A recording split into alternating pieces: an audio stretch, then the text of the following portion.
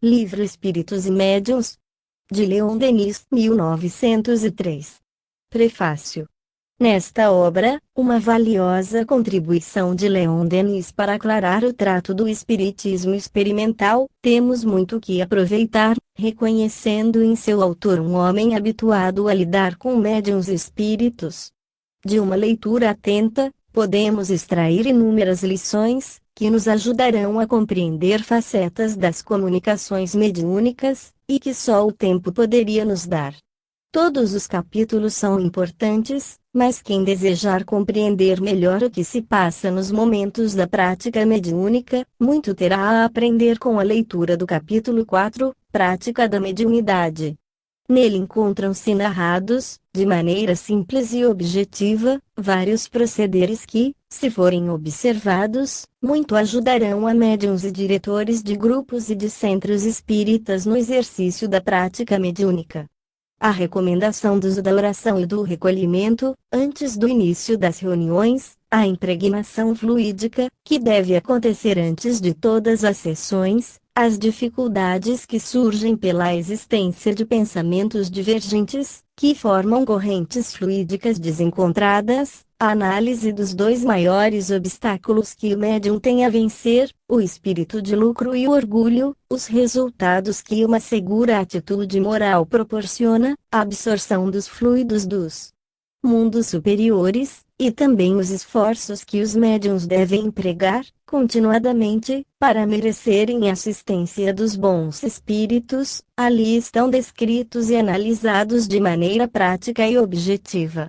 No capítulo 5, Leon Denis, com a clareza que lhe é peculiar, faz uma análise minuciosa da mediunidade, mostrando-nos que ela é a reveladora das potências da alma. O autor ainda nos fala, com detalhes, do fenômeno da incorporação, contando, inclusive, casos ocorridos com ele próprio. Dos escritores espíritas considerados clássicos, Leon Denis talvez seja o único que se detém sobre este tipo de mediunidade. Quanto ao capítulo 3, será interessante que o leitor faça uma leitura do capítulo 22 de No Invisível, também de autoria de Denis, para estabelecer uma comparação entre os dois.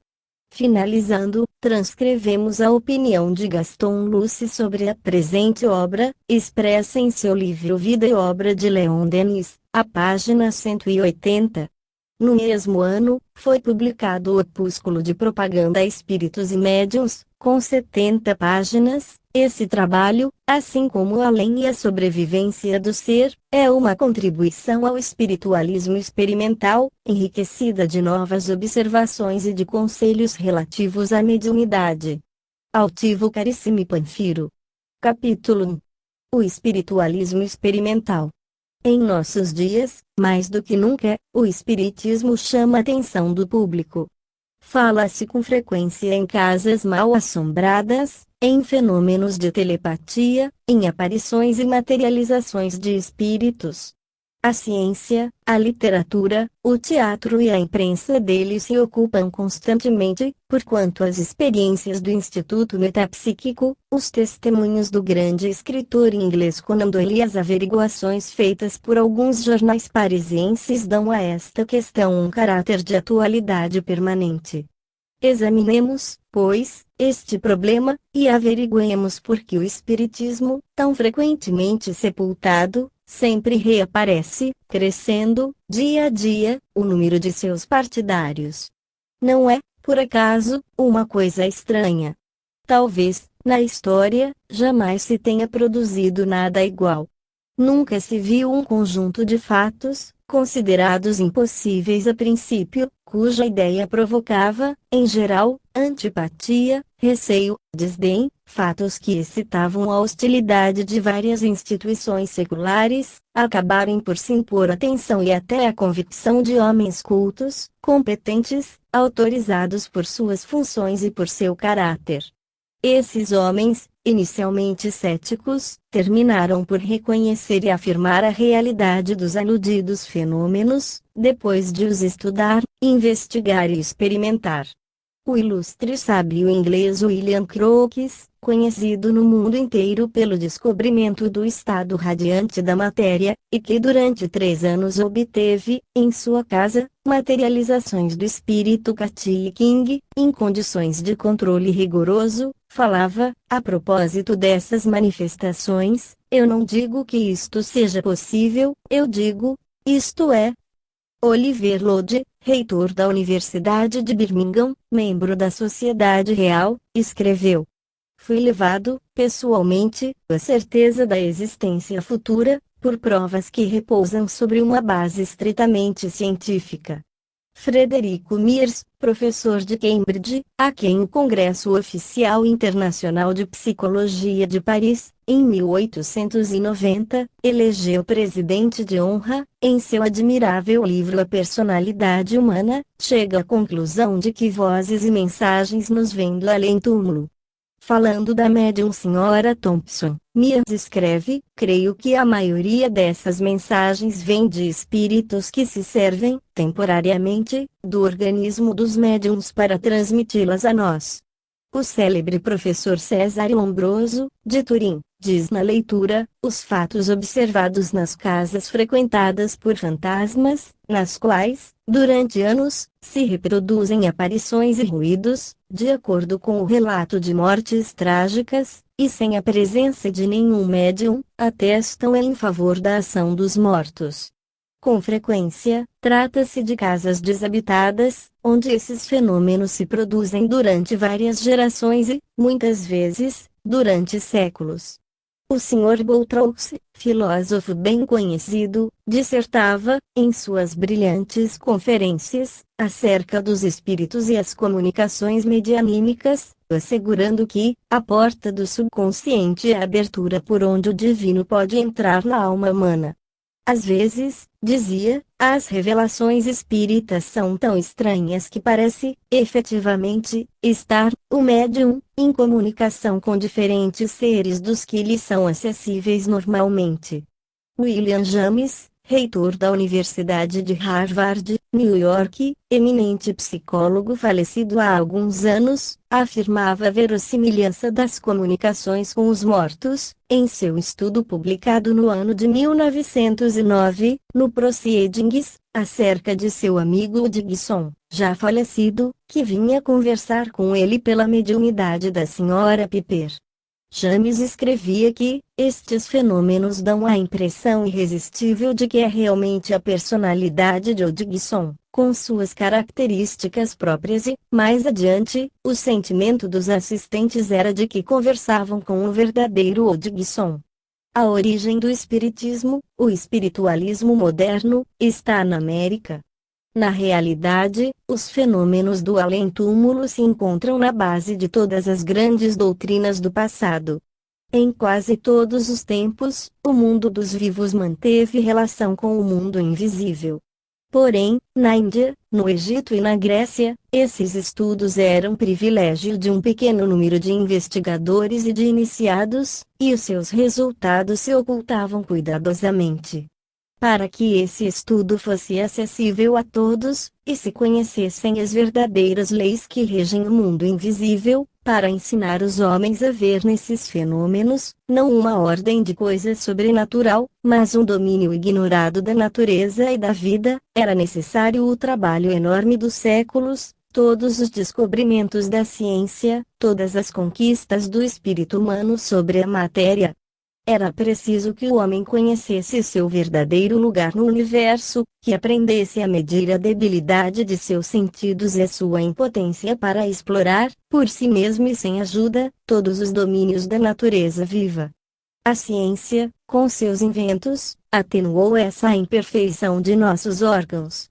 O telescópio abriu aos nossos olhos os abismos do espaço, o microscópio nos revelou o infinitamente pequeno, assim surgiu a vida, tanto no mundo dos infusórios, como na superfície dos globos gigantes que giram na profundidade dos céus. Início da nota do Revisora, infusório, animal unicelular, microscópico, protozoário, que vive nos líquidos, nota da revisora conforme o Le Robert, Dictionnaire de la langue française. Fim da nota do revisora. A física descobriu as leis que regulam a transformação das forças e a conservação da energia e, também, as leis que mantêm o equilíbrio dos mundos.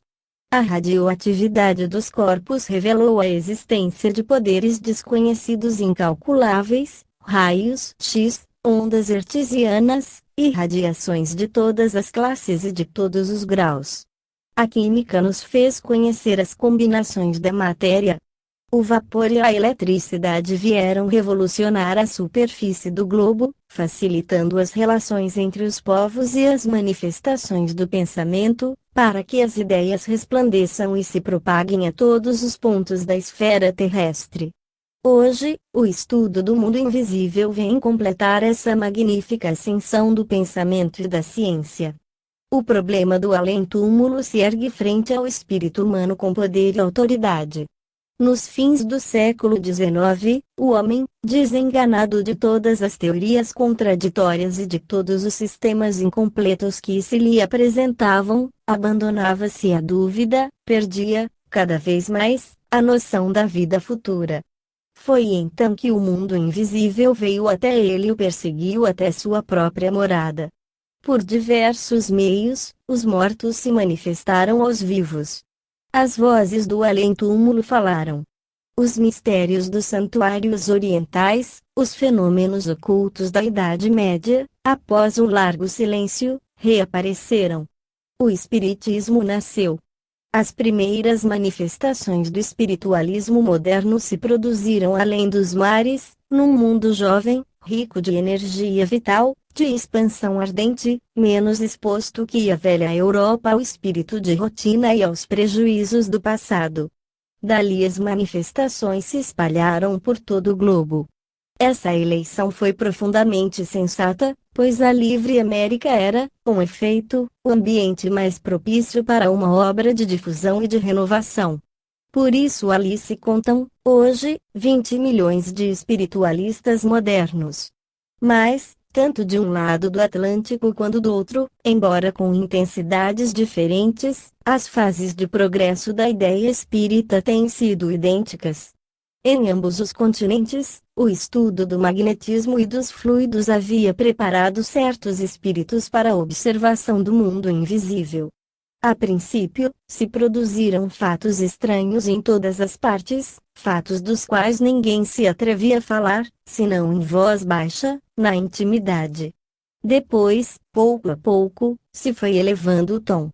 Sábios, homens de talento, cujos nomes são garantia de honorabilidade e de sinceridade, se atreveram a falar desses fatos em voz alta, afirmando-os. Falou-se de hipnotismo, de sugestão, depois, vieram a telepatia, os casos de levitação e todos os fenômenos do espiritismo. Agitavam-se mesas em louca rotação, deslocavam-se objetos, sem nenhum contato, ressoavam golpes nas paredes e nos móveis. Todo um conjunto de fatos se produzia, manifestações, vulgares na aparência, mas perfeitamente adaptadas às exigências do meio terrestre, ao estado de espírito positivo e cético das sociedades modernas. O fenômeno falava aos sentidos, porque os sentidos são como aberturas por onde o fato penetra até o entendimento.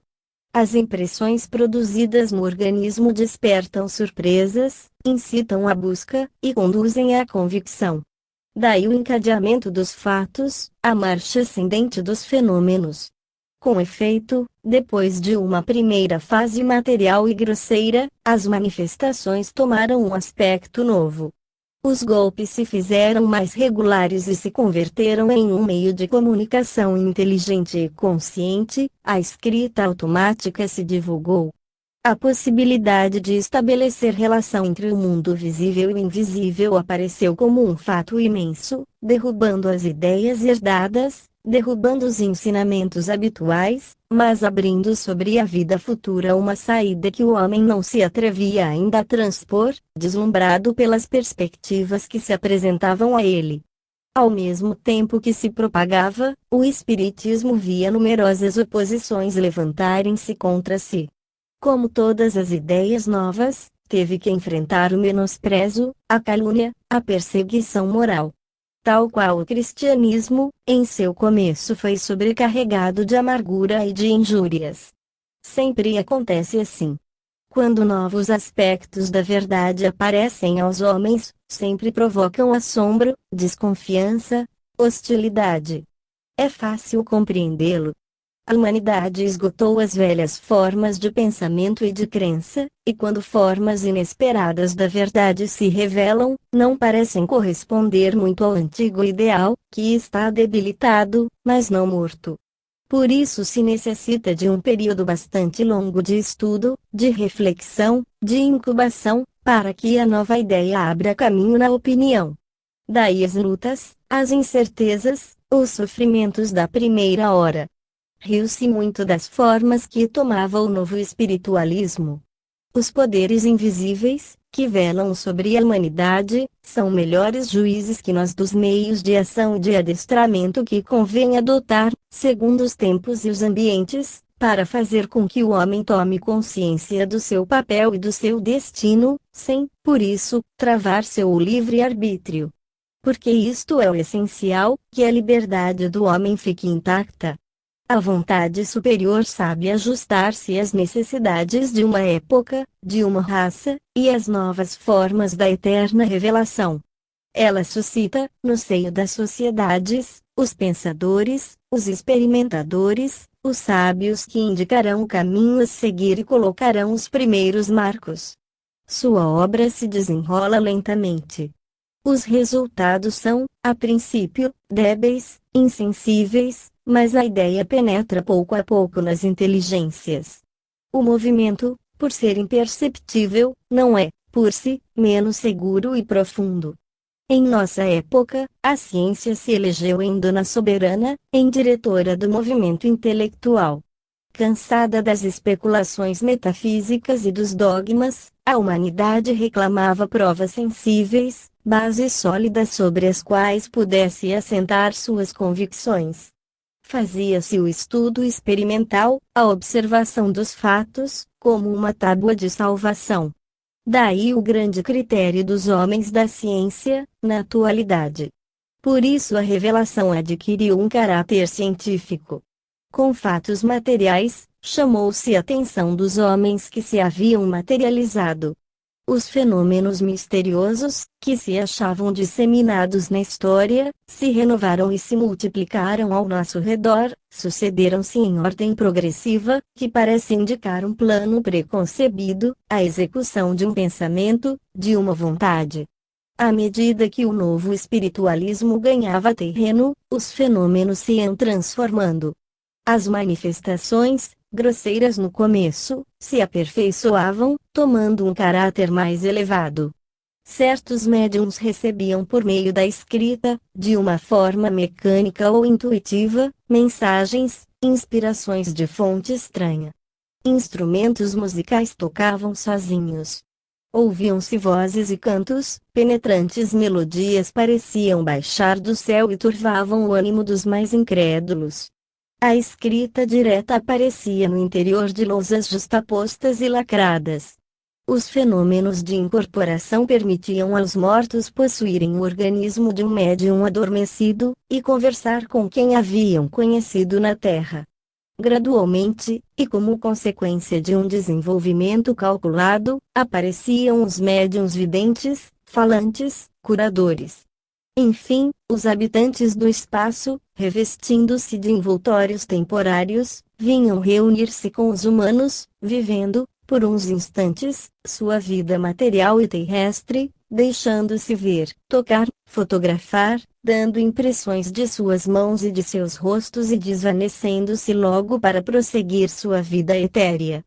Assim é que se tem produzido uma série de fatos, durante mais de meio século, desde os mais inferiores e vulgares até os mais sutis, segundo o grau de elevação das inteligências que intervém, toda uma ordem de manifestações se desenrolou sob o olhar atento de observadores. Por isso, e apesar das dificuldades de experimentação, apesar dos casos de fraudes e dos modos de exploração, em que esses fatos serviram muitas vezes de pretexto, a apreensão e a desconfiança se atenuaram paulatinamente, e o número de investigadores cresceu. Há quase 50 anos, em todos os países, o fenômeno espírita tem sido objeto de frequentes investigações empreendidas e dirigidas por comissões científicas. Sábios céticos, professores célebres de todas as grandes universidades do mundo, submeteram esses fatos a um exame profundo e rigoroso. Sua intenção primeira foi sempre esclarecer o que eles acreditavam tratar-se do resultado de enganos deliberados ou de alucinações. Mas quase todos, depois de anos de estudos conscienciosos e de experimentações perseverantes, abandonaram suas prevenções e sua incredulidade, e se inclinaram ante a realidade dos fatos.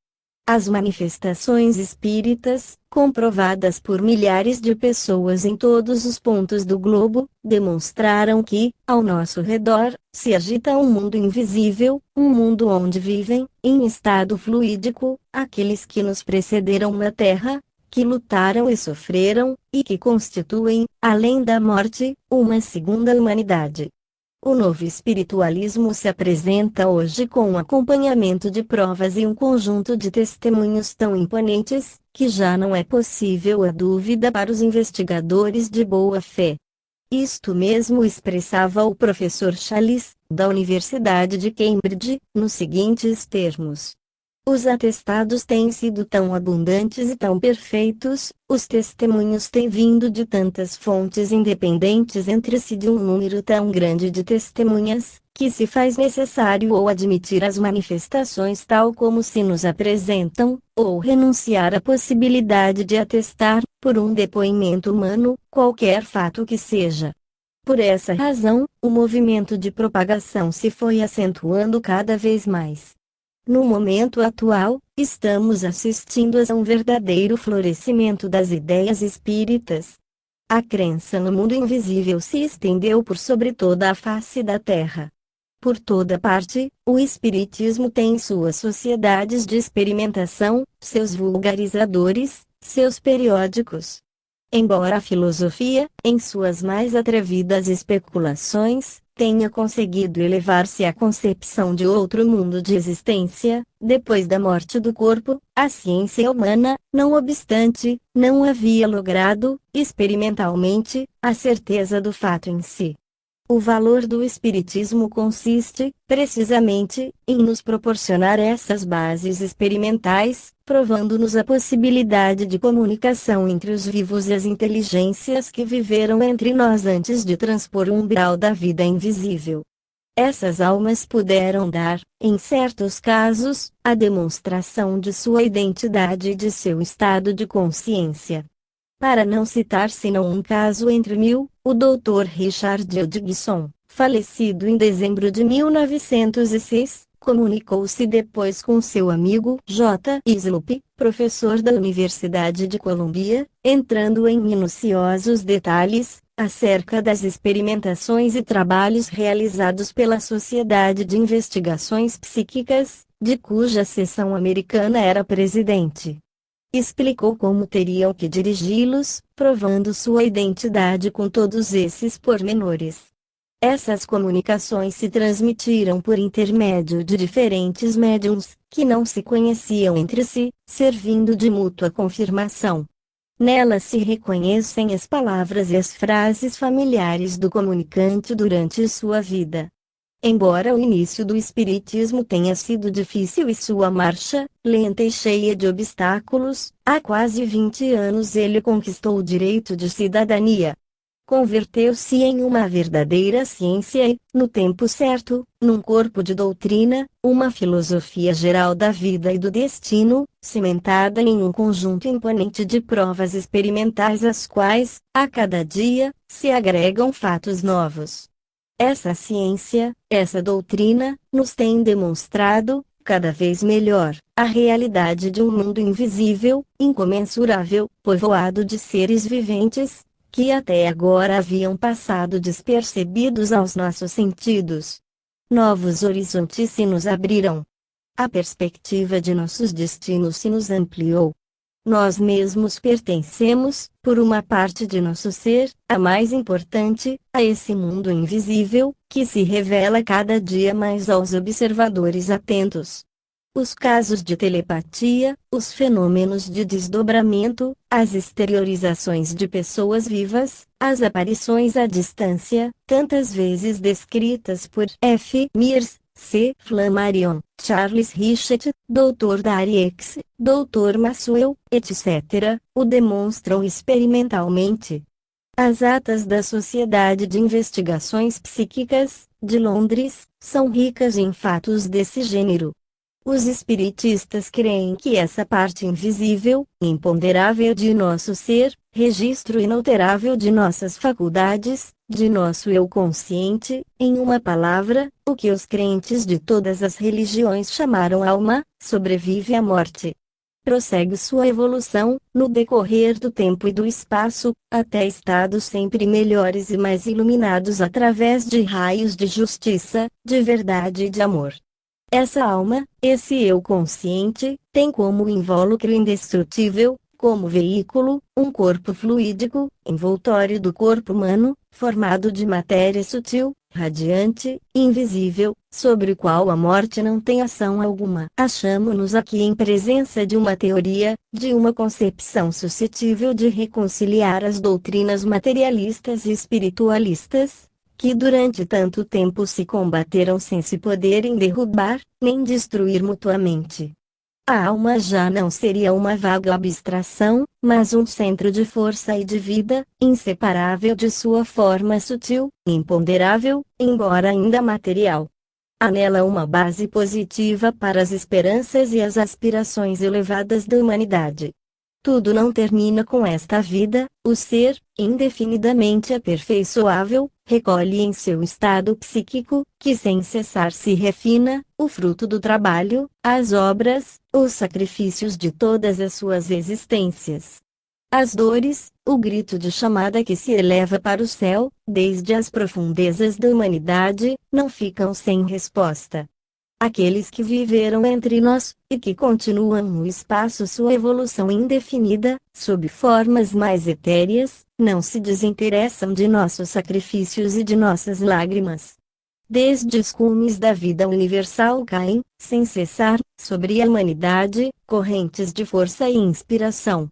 Dali procedem os relâmpagos do gênio, dali os sopros poderosos que passam sobre as multidões nas horas decisivas, dali o consolo para os que sucumbem sob a pesada carga da existência. Um laço misterioso une o visível ao invisível. Nosso destino se desenvolve sobre a cadeia grandiosa dos mundos e se traduz em aumentos graduais de vida, de inteligência e de sensibilidade. Mas, o estudo do universo oculto não se faz sem dificuldades. Lá, como aqui, o bem e o mal, a verdade e o erro se misturam segundo o grau de evolução dos espíritos com os quais entramos em relação. Por isso é necessário abordar o terreno da experimentação com uma prudência extremada, depois de estudos teóricos suficientes. O Espiritismo é a ciência que regula essas relações e nos ensina a conhecer, a atrair, a utilizar as forças benéficas do mundo invisível, a separar as más influências e, ao mesmo tempo, a desabrochar os poderes escondidos, as faculdades ignoradas que dormem no fundo de todo o ser humano.